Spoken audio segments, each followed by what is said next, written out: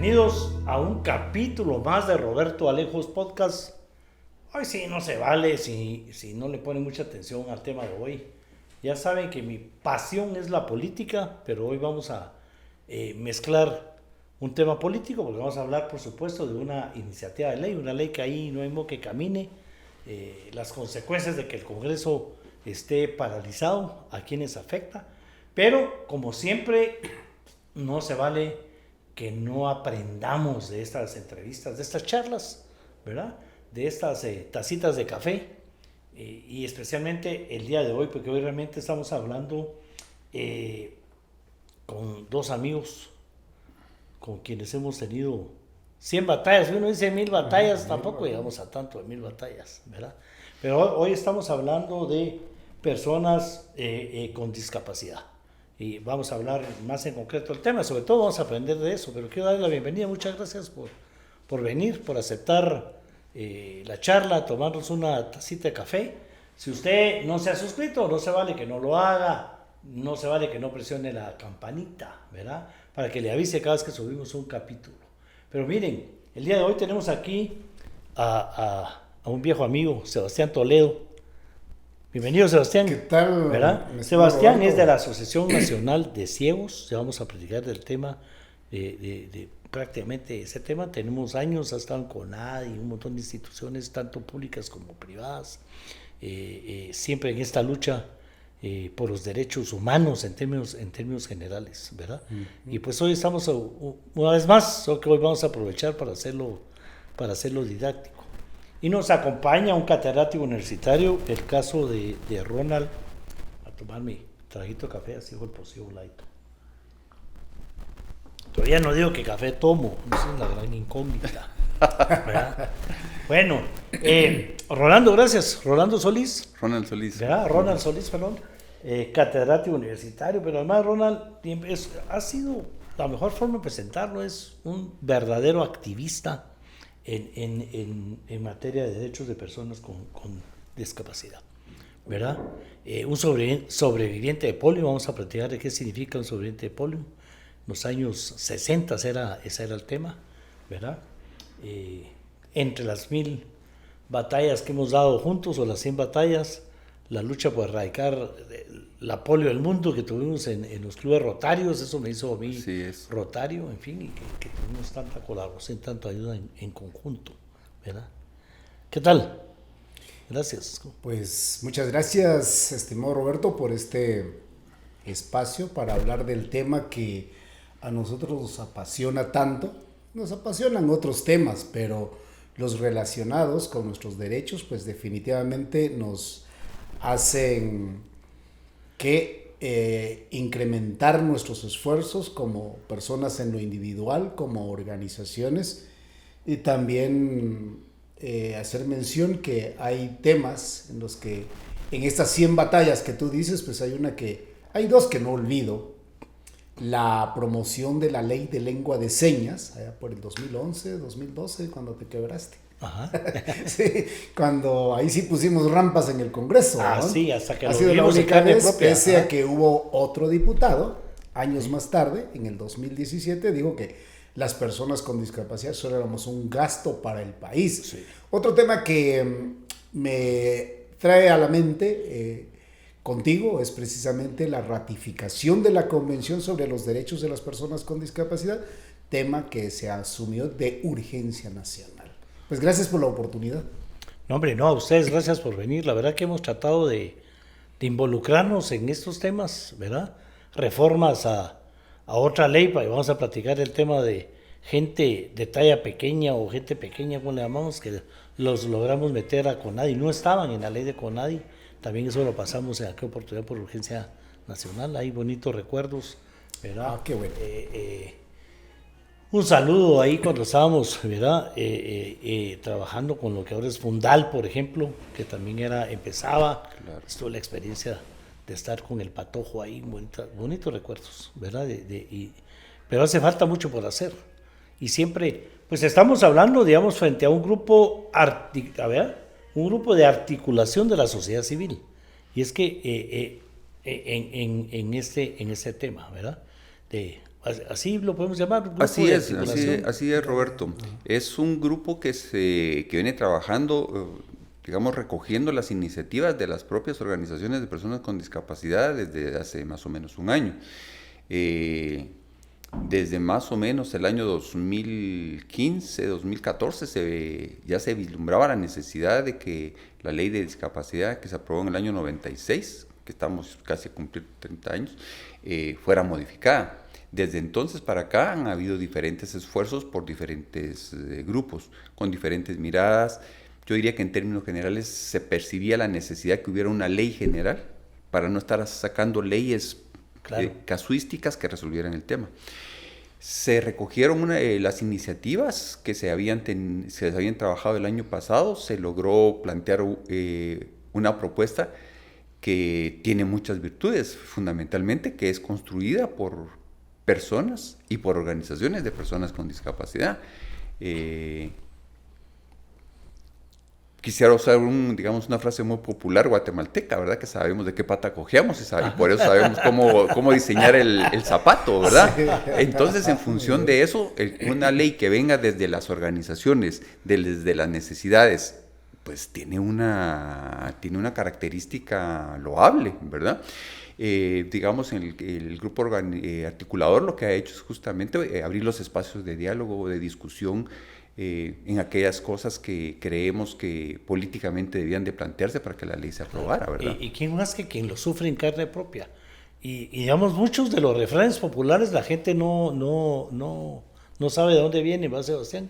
Ahí bromeamos fuera de cámara, sonido, palos de ciego, ¿verdad? Sí, lo que sucede es que cada tema pues va teniendo sus propios argumentos, ¿verdad? Ajá. Y la realidad es que en relación a este tema, yo lo que valoro es el hecho que venga una propuesta de ley que ya no utilice términos que sean asistencialistas, sino términos que dignifiquen. De hecho, la actual ley de discapacidad es ley de atención a las personas con discapacidad. O sea, te voy a atender, quédate ahí, espérate a ver qué te puedo dar. Y esa es una ley que se denomina Ley de Igualdad y de Derechos de las Personas con Discapacidad. Una propuesta totalmente moderna que lanza grandes desafíos para el país.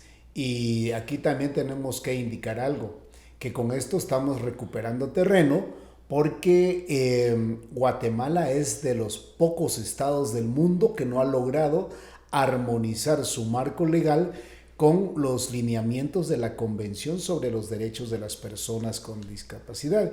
Y hay una ley que dice que todo vacío tiende a llenarse. Ante la ausencia de propuestas concretas que saliesen directamente del Congreso de la República, yo sí me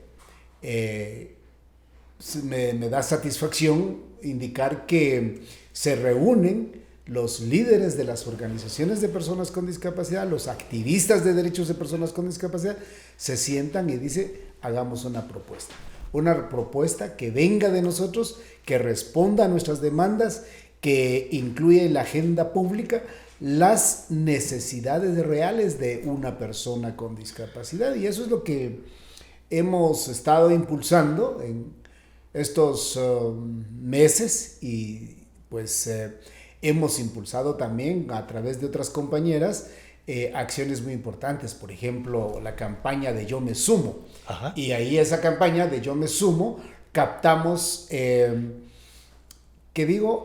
interés de varios legisladores y nos da gusto también decir que hay legisladores que no solo se han unido al tema, sino que han tratado de informarse más sobre este tema. Eso es el tema, digamos.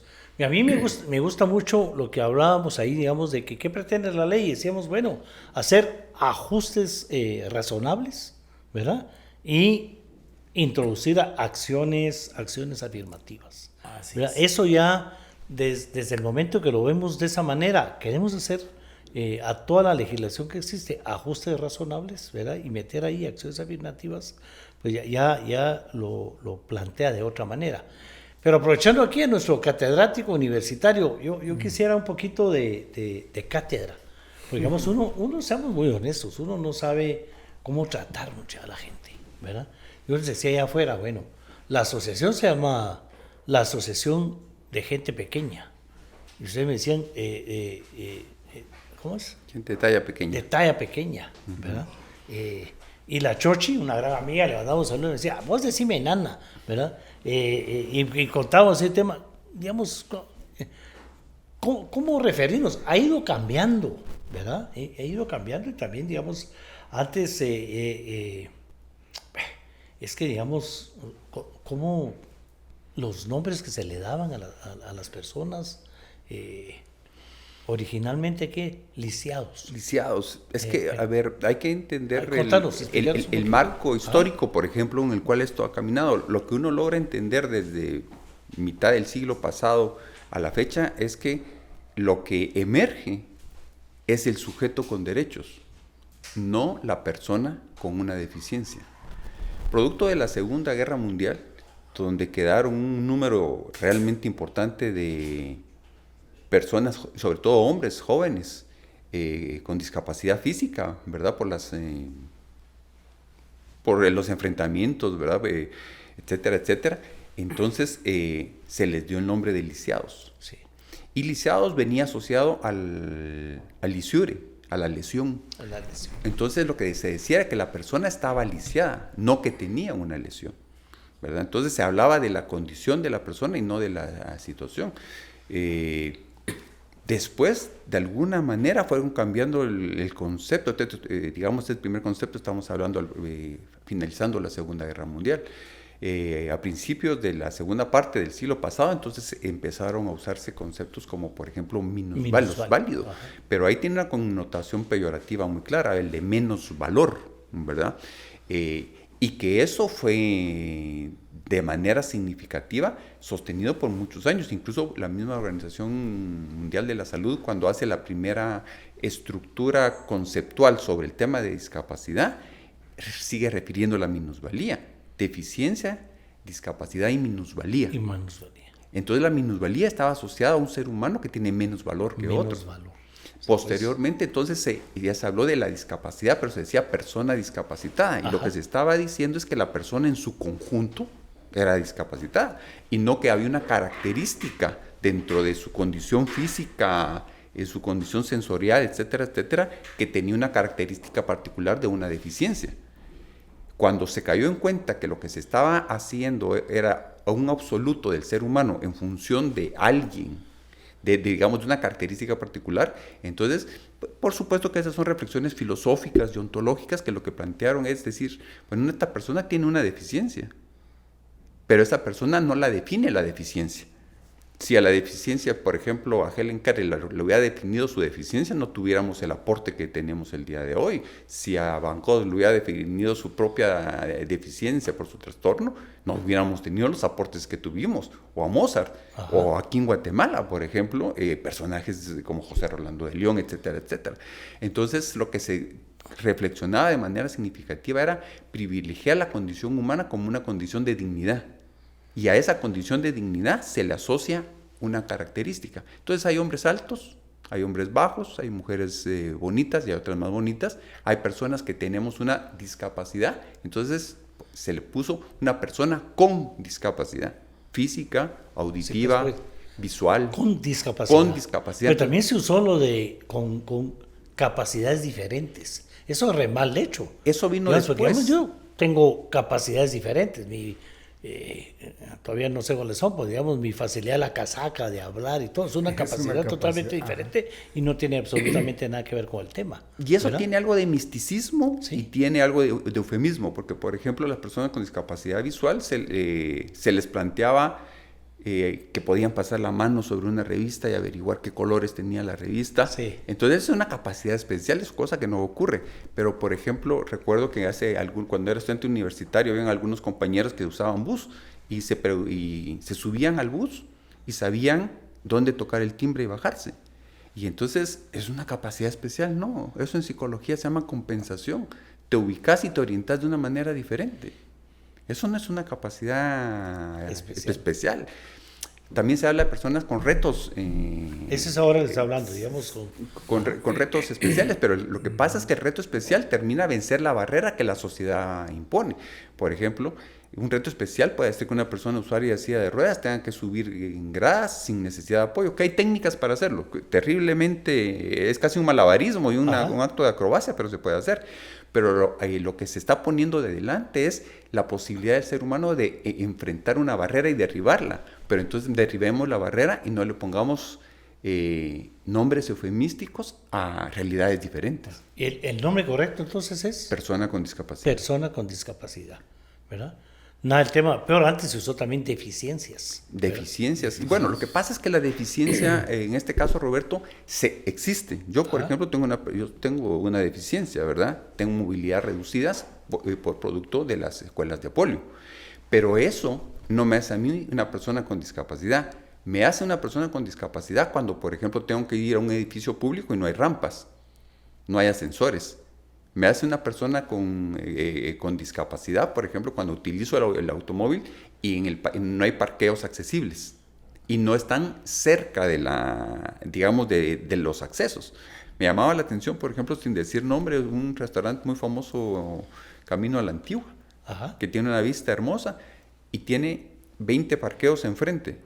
Y tiene 3 parqueos para personas con discapacidad, para usuarios, ¿no? Y los 3 parqueos están al final de la bajada y a casi 50 metros de la entrada. Entonces eso no hace la accesibilidad. Eso para mí es una barrera. Eso es llenar un requisito que la ley les exige y nada más. Así es. ¿Verdad? Entonces, deficiencias hay.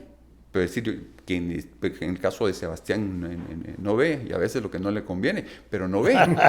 Eso es una deficiencia, pero esa deficiencia no se convierte en discapacidad. Se convierte en discapacidad cuando el contexto no hace los ajustes razonables. Por ejemplo, para que Sebastián haya llegado a la universidad. Aquí pongo un ejemplo que me parece muy interesante, ¿verdad? El Choco Matute. Sí. Cuando ingresó a la universidad, le dice la Junta Directiva de la Facultad de Humanidades en aquel momento, le manda una nota a la mamá, ni siquiera a él, a la mamá, diciéndole, su hijo va a estudiar aquí a saber si aprende. Así. Va a estar como, digamos, como oyente, como se escuchaba. Hasta los años 80 se utilizó esta. Entonces, ahí no se hizo ningún ajuste razonable, pero a pesar de eso, se graduó. Y si hubiéramos perdido toda esta producción de literatura, de ensayos que produjo. Entonces un ajuste razonable ahora es generar condiciones para que a pesar de la deficiencia la persona pueda participar activa y plenamente en los espacios en los cuales quiera participar. Deporte, educación, cultura, la misma vida política, por ejemplo. Claro, que eso es urgente, ¿verdad? Sebastián ha sido más diputado que muchos. Pues por lo menos trabajando, y tenemos que hablar, hay que reconocer, digamos, el trabajo de Cristian Bucinot, lo voy a reconocer, para meter todos los temas electorales en aquel entonces. Ahí hemos tratado de impulsar los temas, no tanto como diputado, porque no tengo los 66. Sí, pero sí estamos en esa lucha de ubicar en la agenda pública la situación de las personas con discapacidad. Quisiera agregar algo a lo que planteaba el maestro Ronald, y en el sentido de para una mejor comprensión. Sí. Uno enfrenta la discapacidad cuando entra en contacto con las barreras del entorno.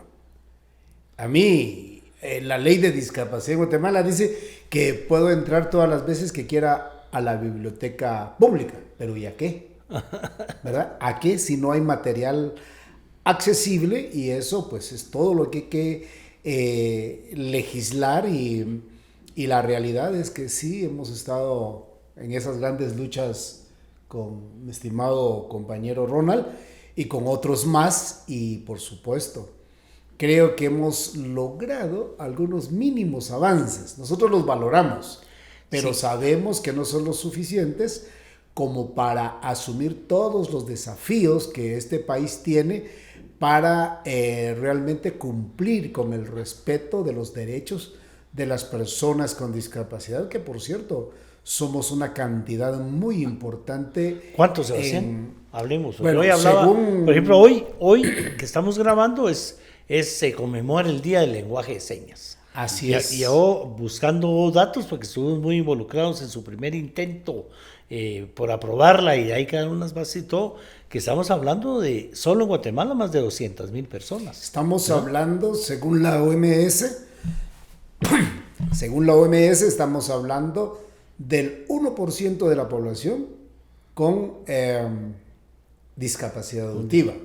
Pero a eso tenemos que sumar a las otras personas que tienen baja audición, que casi que toda la población, diría yo, ¿verdad? Salvo que por las múltiples razones del ambiente, por el poco cuidado que tenemos para protegernos. Imagínate, en Guatemala pues se dice que somos 5,000 personas ciegas por cada 1,000,000 de habitantes, y eso ya te da una cifra muy respetable de personas. En la Organización Mundial de la Salud dice que somos el 15% de la población. De la población.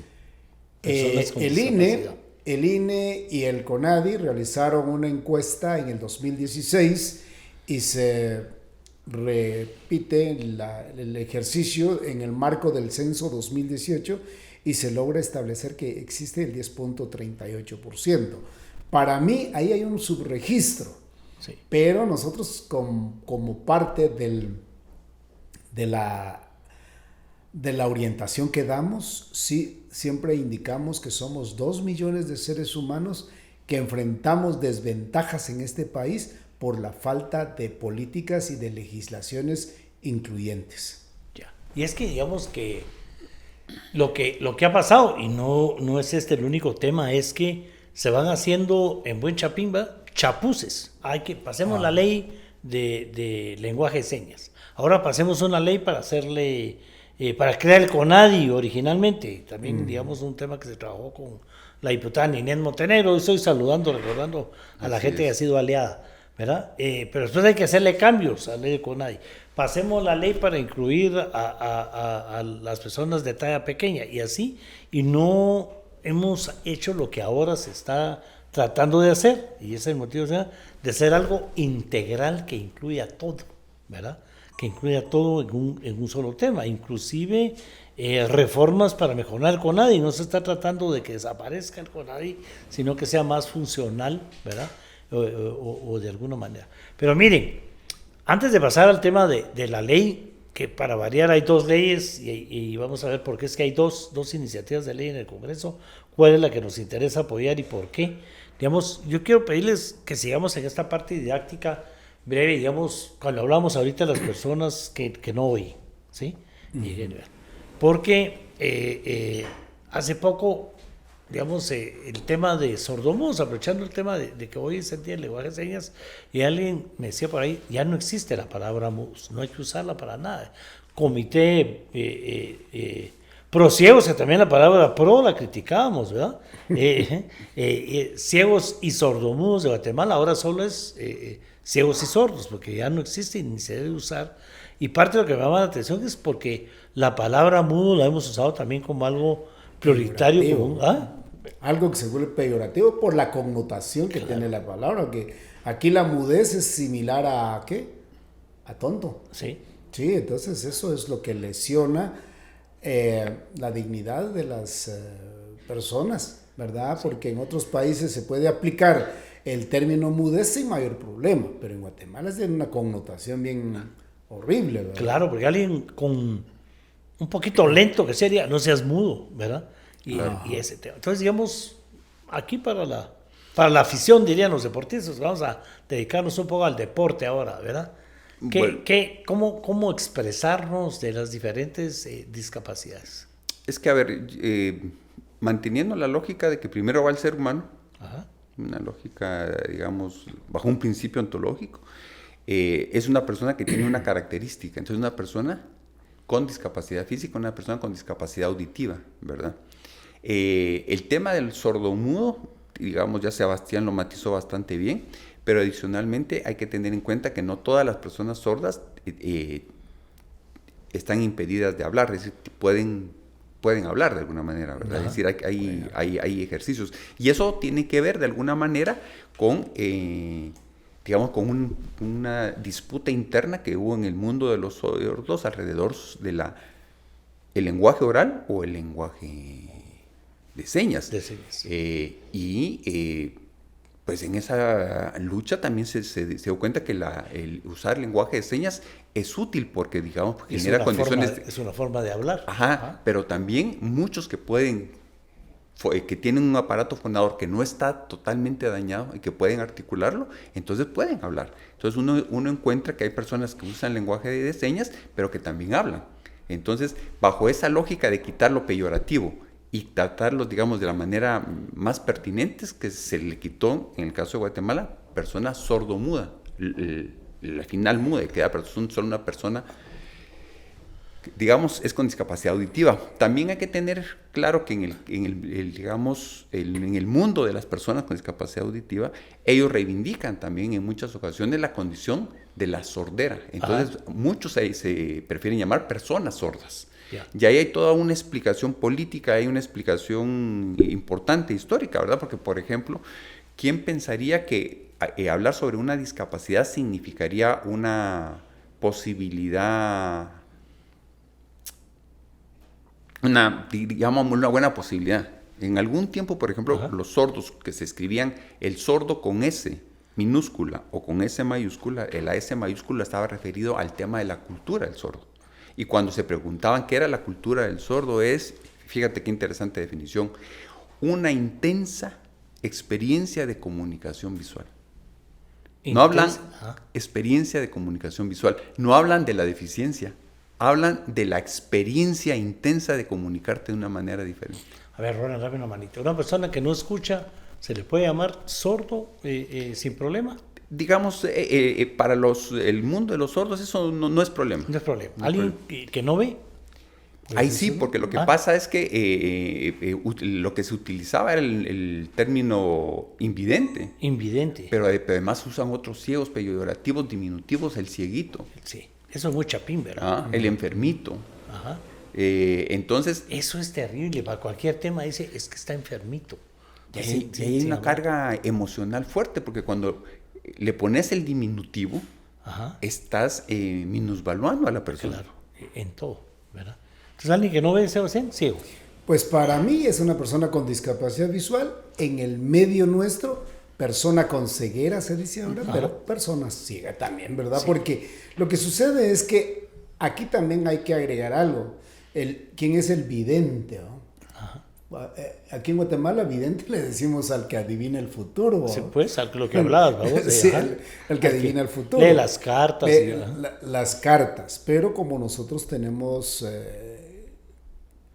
códigos para comunicarnos, y si un término se comprende como tal y no afecta la dignidad de las personas, pues se puede aplicar correctamente. Y la gente está y también es que hay otros términos. ¿Sí? Por ejemplo, un chofer de bus, subimos unas personas ciegas una vez a un bus, y dice, agárrense bien, porque después nos los van a cobrar, y como gente que mira. ¿Verdad? O sea, ¿cómo se utilizan las expresiones y cómo nosotros recibimos eso? Porque a mí, honestamente, cuando él dijo eso, me dio risa. Porque, oye, vos, ¿verdad? ¿Qué te dijeron? Pero que venga un parlamentario y diga, las personas con discapacidad son un gasto para el país, eso ya raya en la ofensa. No, esa vez sí fue terrible. Ya eso ya raya en la ofensa. Porque ¿dónde a uno le dicen una expresión? ¿En qué ambiente? ¿Y quién le expresa otra idea a uno? ¿Y bajo qué criterios? Y se supone que hay personas que tienen que tener una mejor formación o por lo menos ser más prudentes, pues. Por lo menos ser más prudentes. Entonces, ¿la gente de talla pequeña? Sí. Pues sí. Gente de talla pequeña. Gente de talla pequeña. Les ofende que digan es enano. Bueno, y aquí peor, ¿verdad? El enanito. El enano. Es que pasa que son términos que se vuelven peyorativos, ¿verdad? Porque también, pongo otro ejemplo. Cuando uno está en la vía pública y le dice la señora que vende chicles en la esquina que cuando su niño está llorando le dice, mira, si no te callas le voy a decir al señor que te coma. ¿Verdad?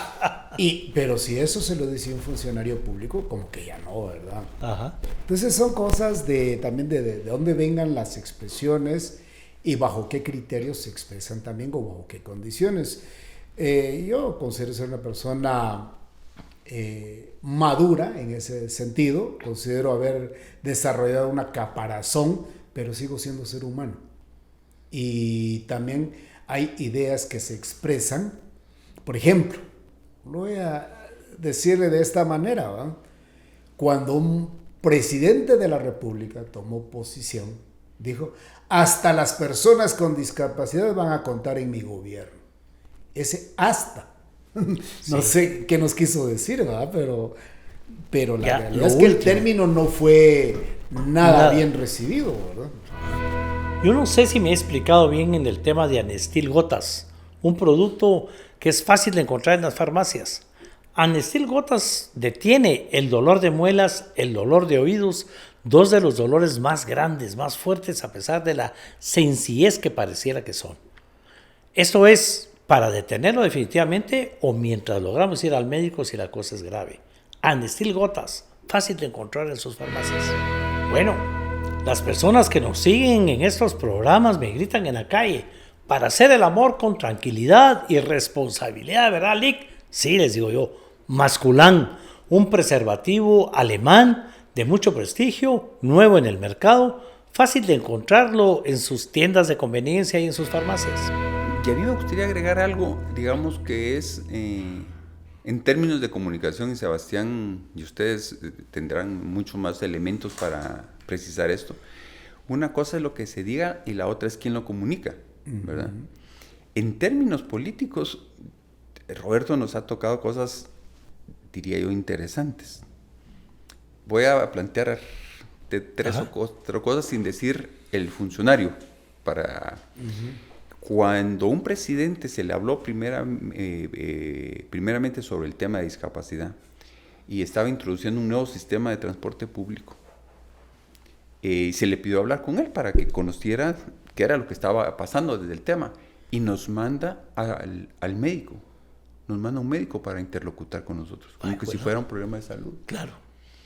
Cuando a un presidente se le dijo que una institución que estaba recaudando fondos en materia de discapacidad tenía suficientes fondos como para funcionar 5 años, y eso se lo dijo la que era gobernadora departamental, el presidente tomó por decisión destituirla antes de pelearse y analizar el problema. Cuando se decretó el año nacional sobre personas con discapacidad, hubo una presentación pública en el Congreso, el presidente salió hablando públicamente y le preguntaron, ¿cómo va a implementar usted todas estas medidas que está tomando? Todo esto que está ofreciendo, y la respuesta del presidente fue que Dios nos ayude. 4. El siguiente presidente, cuando hablaba sobre el tema de discapacidad y sacaba sus panfletos, sacaba sillas de ruedas, sacaba bastones, sacaba muletas, pero nunca sacaba personas. Ahí hay mensajes de comunicación graves, importantes, graves. El siguiente presidente lo que hizo fue llamar a 4 personas al final del primer mes de gobierno, ¿verdad? Y decirles, vamos a impulsar de manera significativa el deporte en Guatemala, el deporte para personas con discapacidad, sin pensar que sin educación, sin rehabilitación y sin trabajo, la gente no va a llegar a hacer deporte. Es decir, ahí lo que quiero plantear es que si el funcionario... esa vez fue plantearlo como en qué entretenerlos, ¿verdad? Algo. Sí, algo así. Y digamos que no hay, porque estamos hablando de Rolando de León, por ejemplo, ¿verdad? Sí. Digamos, no hay un atleta, porque ahora vamos a estar platicando los atletas, porque a mí me molesta que no haya ese reconocimiento, ese esfuerzo personal. Pero no hay, en toda la historia de este país, no hay un atleta que se haya colocado más medallas en el pecho que Rolando de León, ¿verdad? Estamos hablando de medallas, o sea, y de oro. Claro, campeonatos mundiales. 5 Juegos Mundiales, ¿sí? Y 2 Juegos Paralímpicos. Ajá. Y si me permites contar una anécdota de Rolando, y la cuento con todo respeto, porque soy amigo de él y me pareció interesante. Él fue por primera vez a Stoke Mandeville en el año 74. Le ganó, él fue en la categoría de, creo que eran 62 kilos. Ajá. le ganó, no recuerdo si a un finlandés o a un noruego, por 25 kilos de diferencia. Ahora se ganan por gramos. Ajá. Cuando Rolando pues ganó y lo iban a pasar a premiarlo, le dijeron, mire, aquí usted ganó, porque ganó, ¿ah? Intentaron ver por qué había ganado un guatemalteco desconocido. Sí. Pero dijeron, tenemos un problema, tenemos la partitura del himno, pero no tenemos pabellón nacional. Entonces Rolando le dijo, espérense. Fue a donde estaba su mochila, abrió la mochila y sacó el pabellón y se los dio. Entonces cuando premiaron a Rolando de León, tenía la partitura, le cantaron el himno, que es el único himno que cantan, ¿verdad? Es el primer lugar. Es decir, el que suena, y la bandera. 74. En el año 2000 estábamos preparando una delegación para ir a los Juegos Olímpicos en Sydney. Y le invitamos a Rolando para que todavía estaba competitivo y que nos aprender de toda esa experiencia. Oír a Rolando es una cosa súper interesante. Y ojalá, 5 veces campeón del mundo. Ojalá alguna vez lo invites, porque digamos, además de tener una sapiencia popular, el hombre tiene toda una historia sobre la espalda increíble. Entonces, yo ya había escrito un texto sobre Rolando y le pregunté en una conversación, Rolando, ¿por qué llevabas el pabellón? ¿Por qué llevabas la bandera? ¿Verdad? Y Rolando tiene una vida de lucha y de esfuerzo importante. Entonces me dijo, Ronald, yo después de haber entrenado tanto, lo único que podía hacer era ganar. Por eso llevé la bandera. Tenemos mucho que eso es convicción. Tema. Pero bueno, miren, hay 2 iniciativas de ley. Ley de igualdad y derechos de personas con discapacidad. Esa es la número 6571, que ahora nos manejamos con números, ¿verdad? Pero sin embargo, para variar, hay 2 iniciativas en el Congreso. Ya vimos que no hay confrontación en las organizaciones, ¿verdad? Lo que hay son puntos de vista distintos, ¿verdad? Y ahora que se creó, se creó este movimiento, digamos, un grupo articulador, hay una articulación. Sin embargo, ¿por qué 2 iniciativas de ley? ¿Por qué tenemos que estar una iniciativa de ley en la comisión, ¿verdad?, de discapacidad y la otra en la Comisión de Derechos Humanos? ¿A raíz de qué sale esto, Sebastián? Pues, ¿no debería haber una sola, unificada, discutiendo en cualquiera de las 2 comisiones? Para mí lo ideal es que haya una propuesta unificada. Ajá. Creo que la 6571, el gran valor que tiene, ya lo expresó Ronald, es que surge de las mismas organizaciones de personas con discapacidad de la sociedad civil, a falta de acciones concretas por parte del organismo legislativo. Hoy estamos 23 de septiembre, ayer 22, pues el Congreso de la República pasó a dictamen una segunda propuesta. La propuesta, yo no sé el número, pero es una propuesta que sí sale de la Comisión de Discapacidad del Congreso de la República. Honestamente, creo que ambas propuestas tienen contenidos muy importantes y creo que lo prudente aquí es unificar ambas iniciativas y sin el ánimo de subestimar la del Congreso. Nosotros ya sometimos a un análisis la iniciativa que surge de las organizaciones de personas con discapacidad, que por cierto fue firmada por el presidente del Congreso de la República, por el diputado Boris España, el partido oficial, no es el partido oficial, no. Perdón, Boris España, también algunos miembros del partido oficial y otros diputados por ahí. Creo que ellos recogen el sentir y pensar real de las personas con discapacidad. Y ese análisis que hicimos es que la iniciativa 6571 es compatible con los normativos internacionales de derechos humanos y discapacidad. Cualquier convención que ratificamos. Sí, la convención que ratificó el Congreso en el 2008 y es en un 95% compatible con esa convención. La otra tampoco es que riña con el tema de la convención. Creo que algo que agrega es el tema de incluir a los ostomizados como parte de una condición de discapacidad. Bueno, pues si eso hay que hacerlo, pues hay que agregarlo, porque también son personas que tienen limitaciones, tienen dificultades para ejercer plenamente sus derechos. La propuesta de las organizaciones de personas con discapacidad plantea desafíos para este país. Como tú dijiste al principio, habla de los ajustes razonables y las acciones afirmativas. Ese es un tema que hay que entrarle al país, porque aquí, con el perdón del señor Mencos, que fue el legislador, no sé si siga todavía por ahí. No, ya no. ¿Ya no? Ajá. Bueno, él fue Contralor General de Cuentas y él nos firmó una sanción a Ronald y a mí, ¿te acuerdas? Ajá. Por darle transporte tipo taxi a las personas con discapacidad, porque había transporte público. Y cuando fue diputado, él se sometió a un ejercicio con un comunicador social y le dijo, mire, subas esta camioneta en silla de ruedas.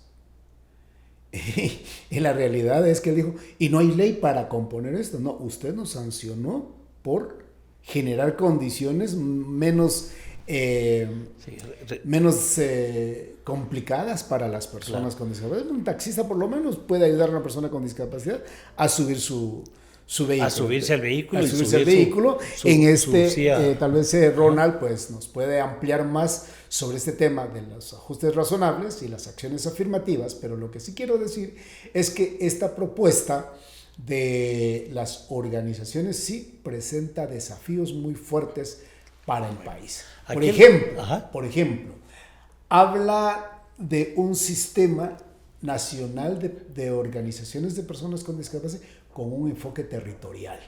No podemos seguir pensando solo en las ciudades.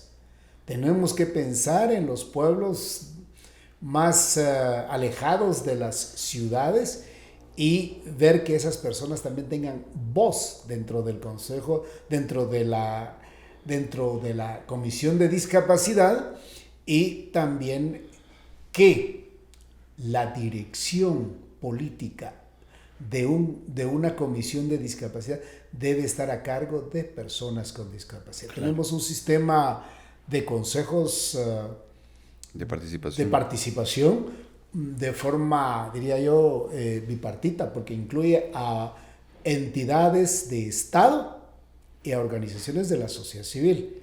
Y aquí, pues, el ministro manda al que menos esté ocupado. Así, y aludiendo un poquito a lo que Ronald hacía mención hace un rato, que les mandaron un médico para atender esos temas. Ajá. Cuando el Instituto Guatemalteco de Seguridad Social, el primer delegado fue un psiquiatra.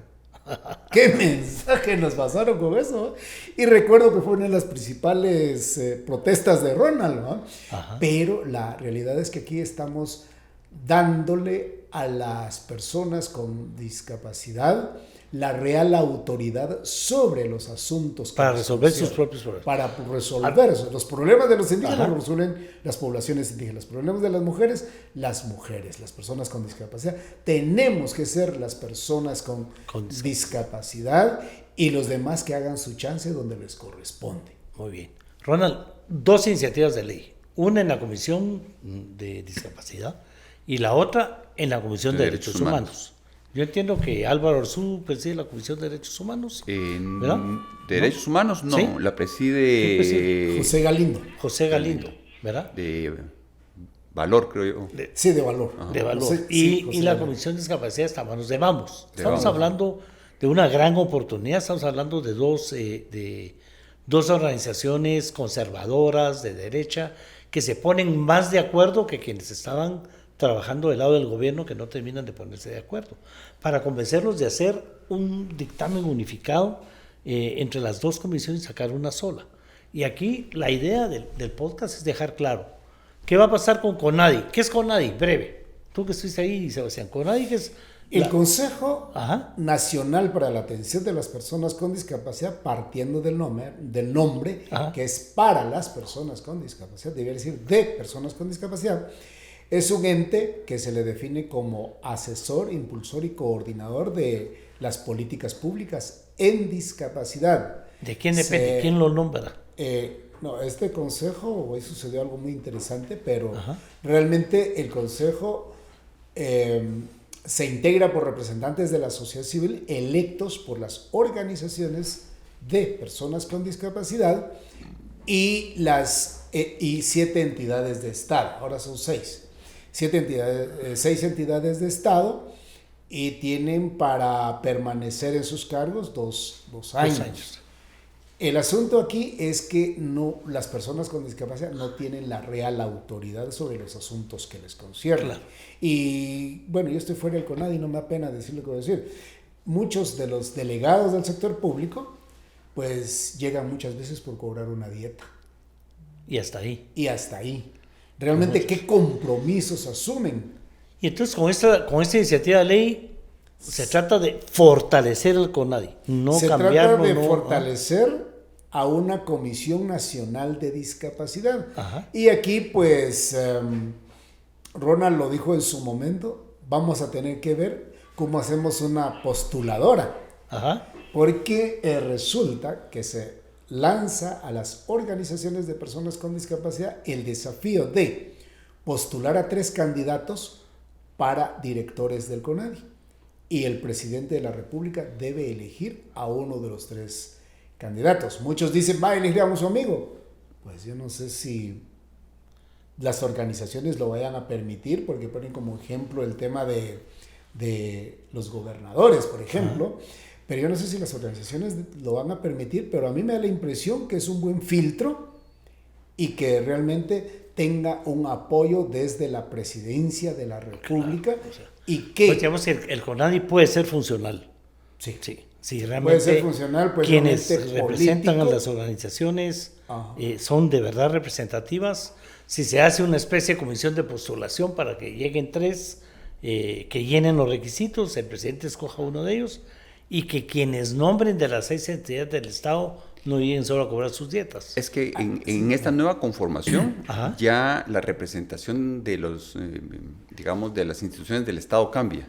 Ya no son los mismos. Pero a eso que tú dijiste, yo le agregaría algo que dijo Galeano, ¿verdad?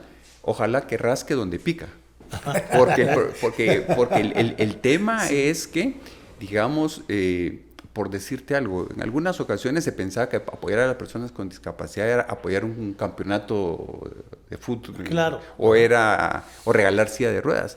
El problema de la discapacidad es mucho mayor. Por ejemplo, la ley incluye valorar de manera significativa que las personas con discapacidad, sobre todo niñez, sean sujetos de seguridad alimentaria. Porque lo que pasa es que si no valoramos cuáles son las causas de discapacidad, vamos a estar, por mencionarte algo, se va a tener que regalar más sillas de ruedas cuando se podían prevenir. Regalar sillas de ruedas porque se previenen condiciones posteriores, ¿verdad? Solamente por poner un ejemplo, Huehuetenango, el departamento con más desnutrición crónica del país, ¿cómo está evitando que más niños tengan discapacidad cognitiva, discapacidad física? ¿Cómo se está preparando para las que ya lo tienen? Y el futuro de estas personas. O sea, si yo no veo de esa manera integrar el problema de la discapacidad, yo puedo tener una institución robusta, pero que rasque donde no pica. Que rasque donde no. O como la mayoría de temas de aquí, que son después de que pasó la tragedia, remodelamos el Mateo Flores, ¿verdad? Así es. Y así podemos dar 5,000 ejemplos hasta después en vez de tener acciones preventivas. Y la otra cosa es que yo diría que si esta discusión la tuviéramos hace 8 años, 8 o 10 años, el país en materia de discapacidad no está diagnosticado. Ahora está muy diagnosticado, no necesitamos más diagnósticos, no necesitamos más informes, no necesitamos... Pongo un ejemplo claro. La discapacidad no genera pobreza. La pobreza es un caldo de cultivo de la discapacidad. Así. Pero cuando uno, por ejemplo, analiza propuestas de desarrollo del país, como la propuesta que tanto ha luchado Adrián Zapata sobre el tema de desarrollo rural, uno se da cuenta que el desarrollo rural hay que focalizarlo en aquellos departamentos donde hay más pobreza. Verapaces, Huehuetenango, Quiché. Ahí hay menor densidad estatal y ahí hay mayor prevalencia de discapacidad. Esto no tenemos que analizarlo. Es decir, eso ya están los datos ahí. Lo que necesitamos es un grupo de gente ejecutiva de muy buen nivel, que el país la tiene, No hay que inventarse el agua azucarada, solamente la maestría en discapacidad ha formado no menos de 40 gente experta en el tema.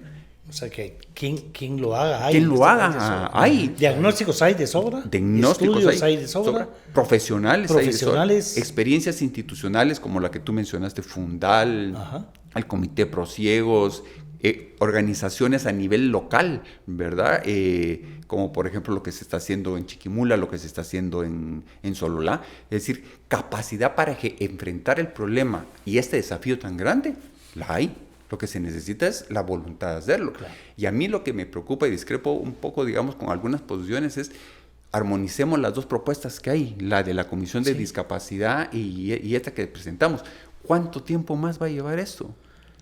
Cuando tenemos un congreso con las características que tú planteaste, el otro año es un año preelectoral. El otro año vamos a entrar como país a un año muy complejo. Muy complejo, decisivo. Esa es la oportunidad. Es un llamado, aprovechamos, ¿verdad? Nosotros creemos que los políticos nos ven, ¿verdad? Que nos escuchan por lo menos, o que oyen lo que aquí decimos, pero es una gran oportunidad que se da ahorita. Aprovechemos que el Congreso está en este receso obligado para presionar a las dos comisiones a tener una sola iniciativa de ley, que se convierta ya en un proyecto de ley que pase ya al hemiciclo parlamentario cuando empiece a funcionar de nuevo y se pongan de acuerdo. Es una ley que no tiene ideología, ¿verdad? Y que realmente podría ayudar incluso a levantar la imagen del Congreso de la República como empezó el año pasado apoyando ese tipo de leyes. Ese es su mensaje. Aquí hay un asunto, Roberto, y tenemos que indicar que la Comisión de Derechos Humanos, que está a cargo del diputado Luis Galindo, ya tuvimos una participación con la comisión, ya se nos ha ofrecido agilizar este proceso. Yo honestamente creo que meterle otra iniciativa a este tema en el Congreso de la República va a poner lento el proceso, pero yo esperaría que los diputados al final pues en este caso se puede asuman una responsabilidad ante los derechos de un sector de población que ya dijimos que supera los 2 millones de guatemaltecos y guatemaltecas, y que por fin aprueben esa ley. Es una deuda de país que se tiene, una observación hecha al Estado de Guatemala en el año 2016, y sí tengo que decir algo, que tiene la opinión, que tiene el aporte de un fuerte grupo de organizaciones de personas con discapacidad, porque si bien la propuesta la impulsó un grupo de articulación, hoy por hoy hay más de 45 organizaciones detrás de esta propuesta. Y yo la verdad es que no le encuentro oposición ni razón para que siga para... Entonces, digamos, aprovechamos este tema para decirles, es una gran oportunidad como Congreso de la República. Por supuesto. Estamos hablando de 2 partidos políticos con pensamientos similares, si estamos hablando ideológicamente, que no están metidos en este problema de mi tema va primero, Congreso, ¿verdad? De qué ley va primero, que si el presupuesto, que todo ese tipo de temas, ¿verdad? Y es una ley que ayudaría a levantar la imagen del Congreso. Es una gran oportunidad, es un llamado. Si no estoy mal, el expresidente Alan Rodríguez fue el que se oyó el discurso ahí decir, nos dieron como castigo la ley de discapacidad por tratarnos mal, nos dejaron la peor comisión. Bueno, aquí hay una gran oportunidad, de verdad, y no es empujando una nueva ley que va a estorbar a la otra, como se puede aprovechar esto y tratando de sacar votos, ¿verdad? Ese es un tema. Y no dejemos en el aire el tema principal del que hablaste, ¿verdad? Mira, Ronald, si no atacamos los problemas esenciales del país, ¿verdad? Lo que habías dicho me encanta. No, la discapacidad no genera pobreza. Es la pobreza la que genera personas con discapacidad. Así es. ¿Verdad? Pues estamos hablando de alimentación, salud preventiva, seguridad. ¿Cuánta gente por razones de seguridad, ¿verdad? De asaltos y todo ese tipo, después para con problemas de discapacidad? Digamos, el gobierno no tiene que ver de esa manera. Lo que menos necesitamos es eso. Y movilidad. El seguro social, tengo entendido que arriba del 70% de las incapacidades que decreta anualmente es por motoristas. Eso es altísimo, pero lamentablemente es el grupo que adquiere una discapacidad que tiene seguro social, el minoritario, porque muchas personas que son, por ejemplo, repartidores, que es normalmente, digamos, más frecuente eso, muchos no tienen seguro social, entonces tienen que enfrentar digamos, todo ese proceso de manera privada, o se lo cargan al Estado. Por ejemplo, un accidente de un carro y de una moto, una cuestión que debiera de ser de cuestión pública, se la traslada, de cuestión privada, se la trasladan al Estado. Claro. Edgar Balcells hizo un estudio muy interesante hace como 10 años sobre los costos de la salud en Guatemala, y de entre otros análisis es el siguiente: si alguien llega a la emergencia de un hospital público por una infección respiratoria aguda o por una infección gastrointestinal, al sistema de salud nacional, no IX, sistema nacional, le significa $500. Pero si una persona llega por un traumatismo, significa 10 veces eso, $5,000. ¿Y eso quién lo asume? El Estado. El Estado. Pero aquí y finalizo con esto, aquí solo estamos hablando de, dicho en buen chapín, enderezado y pintura. Traumatología y sacarlo de la crisis.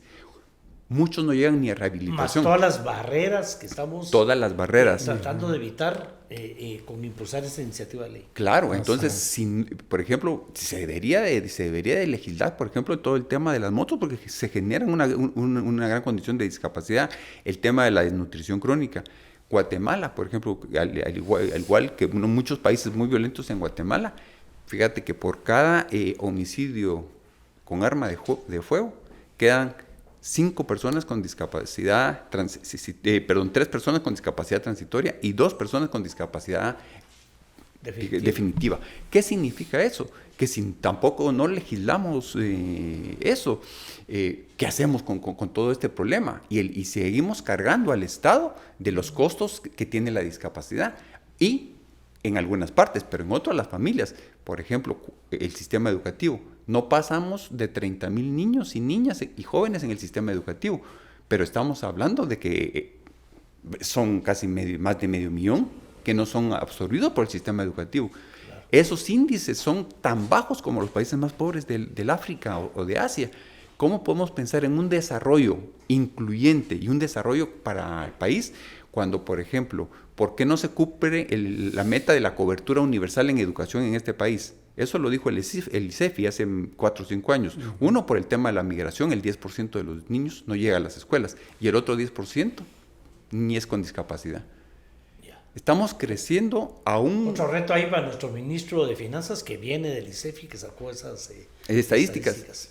Fíjate que cuando más creció la matrícula educativa en Guatemala, se incrementaban en 135 niños anuales. Imagínate. Bueno, ustedes, muchísimas gracias por su presencia, por el análisis y sobre todo por las clases que nos vinieron a dar el día de hoy. Nosotros, como siempre, seguimos pidiéndole. Mi pasión es una debilidad en ese tema del Congreso de la República. No podíamos dejar de tocar ese tema, de hacer un llamado a quienes tienen en sus manos esta gran oportunidad de finalmente unificar, ¿verdad?, este tema tan importante, y hacer estos aportes de los que estamos hablando. Es un reto. O sea, hablamos de retos especiales. Bueno, este es un reto especial para el Congreso de la República, ¿verdad? Sí, de veras, muy agradecido Ronald, muy agradecido Sebastián. Vamos a seguir en estas, ¿verdad? Sebastián nos dice, nos seguimos viendo, ¿verdad? Nos seguimos viendo y vamos a seguirlo haciendo, y agradecerte esta oportunidad, Roberto, y sabemos que esta voz llega al Congreso de la República. Hay que asumir la responsabilidad en lo que corresponda.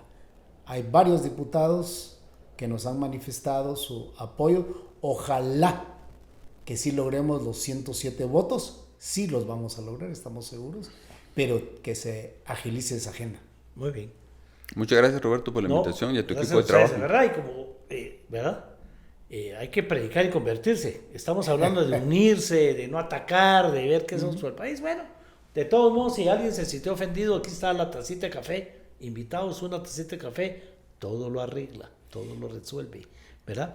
Pero, bueno, ojalá hayan llegado hasta aquí. No se vale que no lo compartan, esto es importantísimo. Y ustedes, diputados, no se vale que no le entren a este tema que es sumamente importante para el país entero, porque ya lo vimos, ¿verdad? Ya lo vimos de manera integral y es un problema enorme, no lo pequeño y lo poco importante que a veces lo queremos plantear. Es sumamente importante y para el país es urgente, ¿verdad? Está bien, nos vemos hasta el próximo capítulo.